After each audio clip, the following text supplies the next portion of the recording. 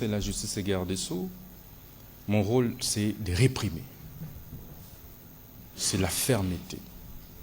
Déjà par mon attitude, il faut que l'on sente de la fermeté. D'autres mesures, évidemment, sont envisagées, mais aujourd'hui et maintenant, la loi telle qu'appliquée aujourd'hui me conditionne, m'oblige, moi, ministre de la Justice, à pouvoir le faire exécuter. Vous avez également posé la question des églises, etc.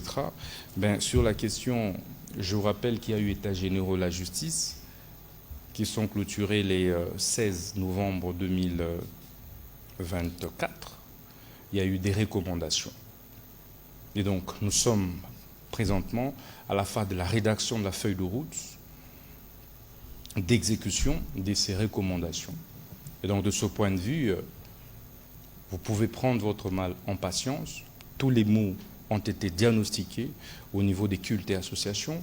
Et croyez-moi, nous allons assainir. Autant nous venons de lancer le travail des nettoyages au niveau de la sécurité urbaine, nous allons faire la même, des prisons, nous allons faire la même chose au niveau de cultes et associations. La même fermeté que vous nous avez reconnue au début, c'est la même fermeté qui demeure. Vous êtes heureusement sur les réseaux, vous pouvez interroger même votre TikTok maintenant. Vous verrez que le peuple congolais nous reconnaît la même fermeté. Merci. Voilà, Monsieur le ministre d'État, vous faites bien de rappeler le contexte dans lequel ce moratoire a été levé. Et je crois que comme le ministre d'État l'a dit, chaque pays a son parcours. Nous faisons face à une guerre, à une agression. C'est une situation qui requiert de nous, comme gouvernement, une réponse appropriée. Mais cela ne dénature en rien nos engagements pour les droits de l'homme. J'étais à l'examen périodique universel à Genève. Je crois que nous avons reçu, en tout cas pour tout ce que nous avons fait comme progrès, d'ailleurs dans les secteurs de médias, dans les secteurs de PVH, dans les cadres du FONAREF, nous avons reçu beaucoup d'encouragement. Parce que la marche vers le respect absolu des droits de l'homme est une marche inachevée pour tous les pays du monde. Et que nous sommes dans un contexte précis pour lequel, justement, ces pays qui s'émeuvent ou qui nous condamnent, en guillemets, ou qui pensent que c'est un recul, certains ont même le pouvoir, une certaine influence pour mettre fin à cette situation. Nous utilisons toutes les voies qui sont à notre disposition pour ramener la paix dans l'Est de la République démocratique du Congo et pour sanctionner tous les traîtres qui nous empêchent en réalité de terminer cette guerre. On va prendre les questions de M. Clément Mwamba et puis ce sera Mme Rachel Kitita. Bonsoir, Monsieur le ministre. Bonsoir, Clément. Ma préoccupation est celle de savoir les causes du banditisme urbain sont les gens, notamment le chômage, le manque d'emploi et ainsi de suite. Quelles sont les mesures structurelles mises en place jusqu'à là par le gouvernement pour tenter de juguler les banditismes urbains? Et autre préoccupation, lors de la clôture de la session de septembre à l'Assemblée provinciale, le président avait plaidé pour l'humanisation de cette opération, notamment en ce qui concerne les cas des mineurs. Les dossiers des mineurs traînent au niveau des juridictions militaires et n'arrivent pas au niveau de leurs juges naturels, notamment les tribunaux d'enfants. Qu'est-ce qui bloque à ces niveaux par rapport aux mineurs? Et dernière question, à quand l'exécution de l'ordonnance portant mesures de grâce collective? Merci. Alors, Monsieur Clément Mwamba, merci pour vos questions. Je commence par la première, mécanisme pour juguler, mécanisme alternatif. Comme je le dis, le ministre de la Justice n'est pas là pour commencer à réfléchir aux mesures sur comment contenter les Koulouna. Notre rôle, c'est de pouvoir réprimer. Tu violes la loi, on te sanctionne, on t'arrête, on te condamne. Et on exécute la peine. Pour le reste,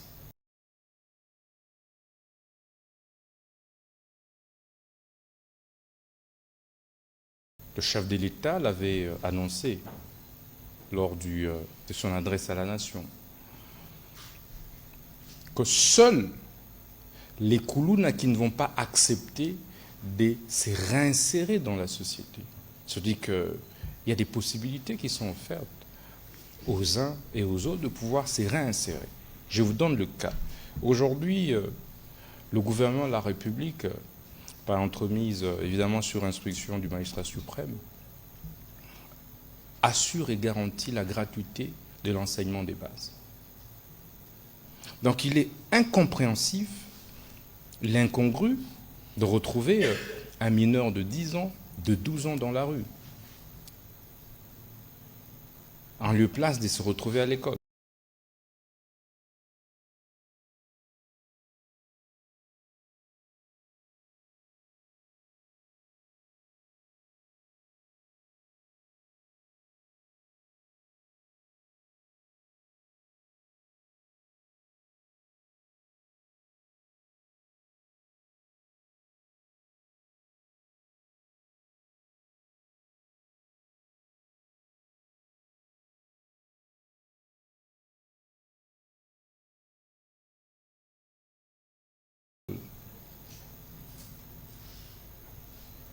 Il est incongru de retrouver, évidemment, des jeunes qui ont étudié et parfois qui ont accès à certains emplois de se livrer aux actes de banditisme urbain. C'est vrai que c'est un phénomène holistique. Mais notre rôle, c'est de dire, toi, Koulouna, qui refuse de te réinsérer, une fois que les forces de l'ordre t'appréhendent, eh bien, sachez que la loi va s'appliquer dans toute sa rigueur. Mais cela ne veut pas dire qu'on viole les droits de l'homme, parce que les droits de l'homme, c'est aussi garantir le droit et la sécurité de la victime. Lorsque vous tuez quelqu'un, vous devriez être sûr qu'il y a des lois qui sécurisent cette victime. C'est cela les droits de l'homme. Il ne faut pas voir les droits de l'homme à sens unique. C'est pourquoi vous avez des États comme la Chine, vous avez des États comme la Russie et bien d'autres. Je reviens sur les États-Unis, puisqu'on aime bien parler de l'Occident. Donc il y a des sanctions sévères qui sont destinées à décourager le banditisme. Donc l'idée pour moi d'ailleurs, c'est d'étendre la peine de mort même à ceux qui détournent les deniers publics. Donc, à l'allure où vont les choses, puisque nous allons certainement, excusez-moi, ça c'est en guillemets, nous allons certainement faire application de l'instruction du magistrat suprême sur la création du parquet financier. Une fois que nous mettons en place les parquets financiers, la réforme que nous allons devoir proposer, c'est de pouvoir insérer la peine de mort comme sanction contre les détourneurs des deniers publics. Et nous assurer que tu as volé un franc de l'État, ben tu sois condamné à mort, que tu sois exécuté.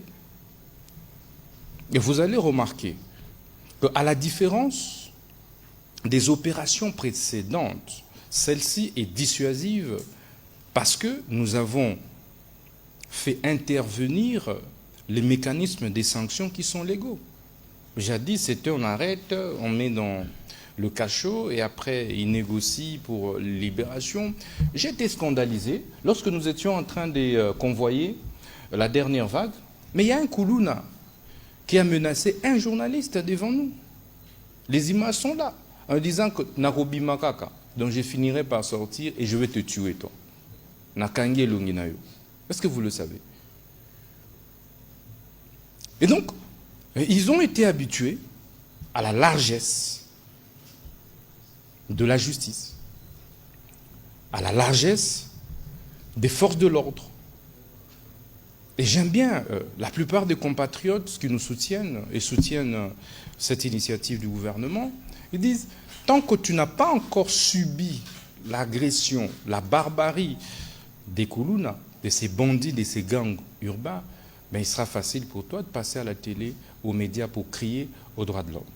Et donc je crois que c'est un travail d'ensemble. Il y a même des parents qui se permettent de fabriquer, de créer, d'encourager les banditismes urbains. Les enfants sortent, volent, pillent, tuent et ramènent les butins à la maison. Et lorsqu'on les recherche, ils les cachent.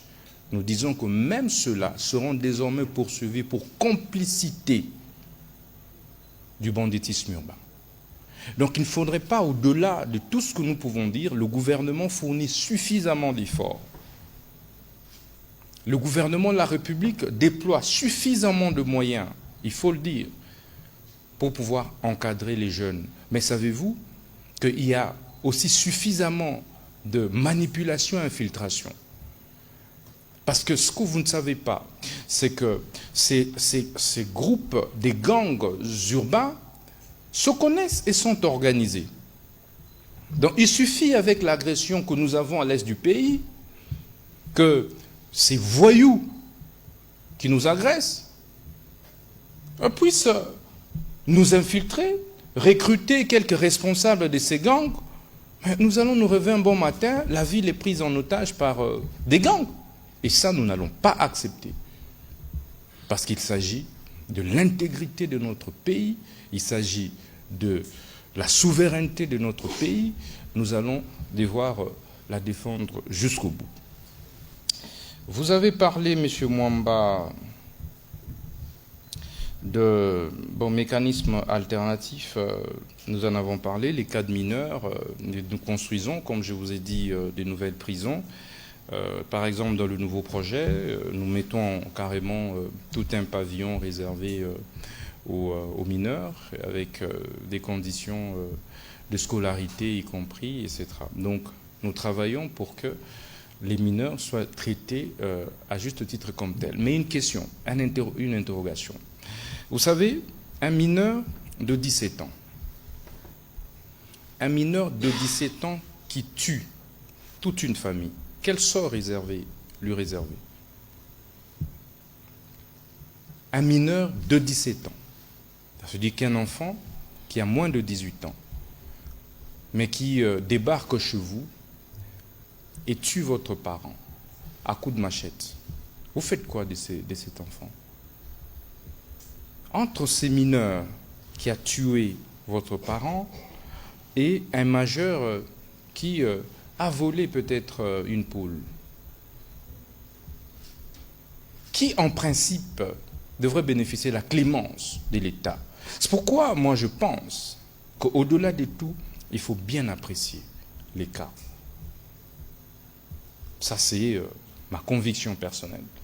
Qu'à un moment nous avons été emballés et nous devons nous regarder en face. Quelles sont les réalités de notre société? Et légiférer en fonction de cela. C'est de cette façon que nous allons sortir notre pays du marasme. Nous allons développer notre pays.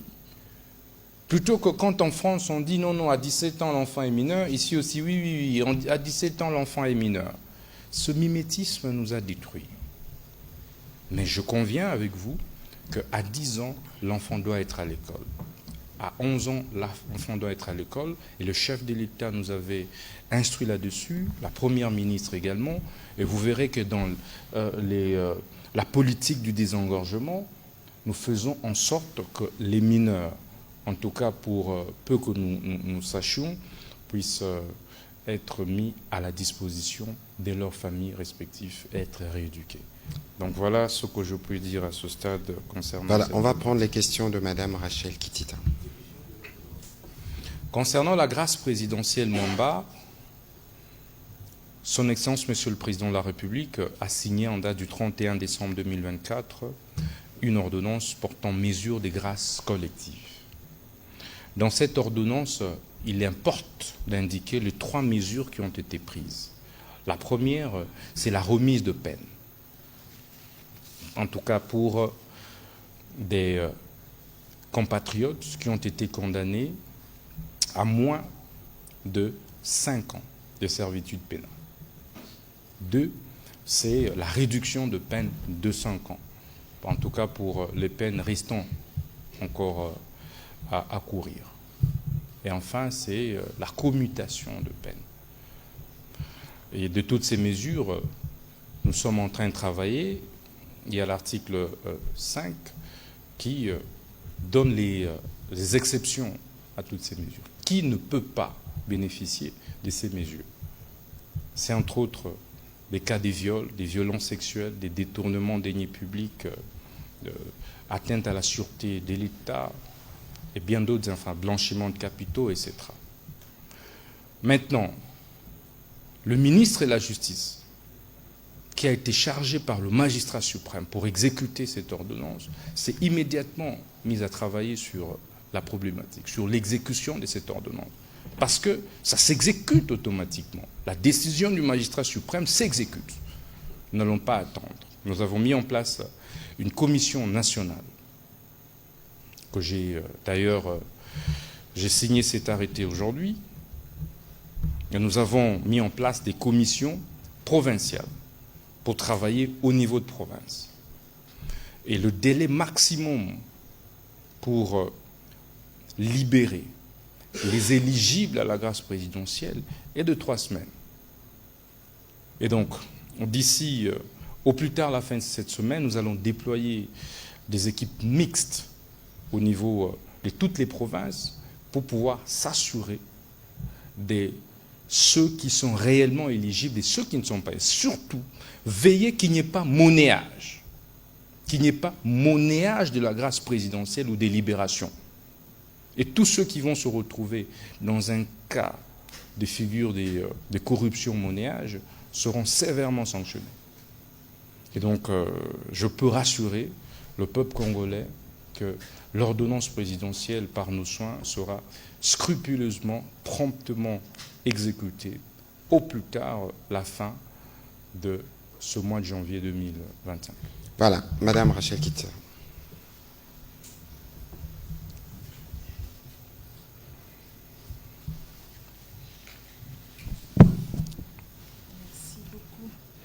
Merci beaucoup, monsieur le porte-parole, pour la parole. Des petites questions, d'abord au ministre d'État, ministre de la Justice. Si l'objectif est de lutter contre le banditisme urbain, l'efficacité résidera aussi dans la synchronisation des efforts pour lutter contre cette criminalité à travers la capitale. Mais l'opinion a l'impression que vous, ministère de la Justice, et le ministère de l'Intérieur n'évoluent pas sur la même longueur d'onde, puisque vous avez l'opération Zéro Kuluna, ainsi de l'autre côté au ministère de l'Intérieur, c'est l'opération Ndobo. Et on ne vous voit pas beaucoup ensemble pour montrer à l'opinion nationale que vous synchronisez vos efforts pour lutter contre le banditisme urbain. Pourquoi ? Autre question, c'est une autre opinion pense que dans un état de droit, un ministre de la Justice n'a pas le droit de participer à des audiences, puisque ça apparaîtrait comme une pression que vous mettez sur le juge pour pouvoir condamner les personnes qui sont jugées. Que répondez-vous à cette opinion qui pense ainsi ? À la question des enfants mineurs, certains parlent d'une violation de leurs droits fondamentaux. C'est-à-dire que ces enfants ne devraient pas être incarcérés, plutôt mis dans un endroit avant le jugement, mais là, ils sont déjà incarcérés et ça s'apparente à une violation de leurs droits fondamentaux. Que répondez-vous à cette question ? Et si vous le permettez, je vais faire... Ça va faire la 4e question. S'il vous plaît. La deuxième vague, la nomination de 2500 magistrats, où est-ce qu'on en est ? Et une question porte-parole du gouvernement. Aujourd'hui... Situation sécuritaire oblige, quand on suit les médias internationaux, on a l'impression que la RDC s'acheminera peut-être dans les jours à venir vers une négociation entre les M23. Est-ce que le narratif en interne et à l'externe dit la même chose, puisqu'on a l'impression de suivre deux points de vue différents, des analyses différentes des médias nationaux et internationaux. Vous, en tant que porte-parole du gouvernement qui prêchez le changement de narratif, et quel est votre point de vue quand vous écoutez de l'extérieur ce qui se dit de la situation sécuritaire en RDC par les médias internationaux ? Voilà, madame, merci pour vos multiples questions. Je veux commencer par celle-là avant que le ministre d'État ne réagisse. D'abord, il y a un grand travail à faire sur la perception de la République démocratique du Congo. Et c'est un peu justement parce qu'il y a cette perception négative que nous communiquons de manière très régulière pour dire ce que nous faisons et ne pas laisser dire aux autres ce que nous ne faisons pas. Ce matin, nous avons, je ne dirais pas frôlé un incident, mais c'était déjà un incident un média international a rapporté qu'en République démocratique du Congo, on avait exécuté 120 Kuluna et qu'on s'apprêtait à en exécuter 57. Tout le monde y a cru. Tout le monde y a cru. J'ai alerté le ministre d'État, ministre de la Justice, et très vite lui-même, il a démenti. Et ces médias, pour ne pas les citer, Association de presse, a eu l'honnêteté de rectifier ce qui a été dit. Alors, il faut faire attention dans la démarche, parce que nous parlons justement du banditisme urbain, de la nécessité pour nous de restaurer cet état de droit dans la dimension contraignante. Parce que le ministre d'État vous a dit tout à l'heure qu'il y a un parcours entre le prononcé et l'exécution. Le ministre d'État vous a dit ici aussi qu'il y a des peines de 2 ans, de 5 ans.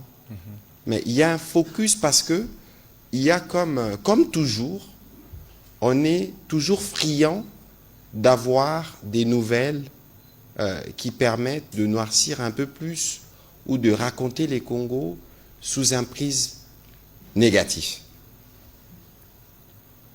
Ça, c'est un premier point sur lequel il faut qu'on s'accorde.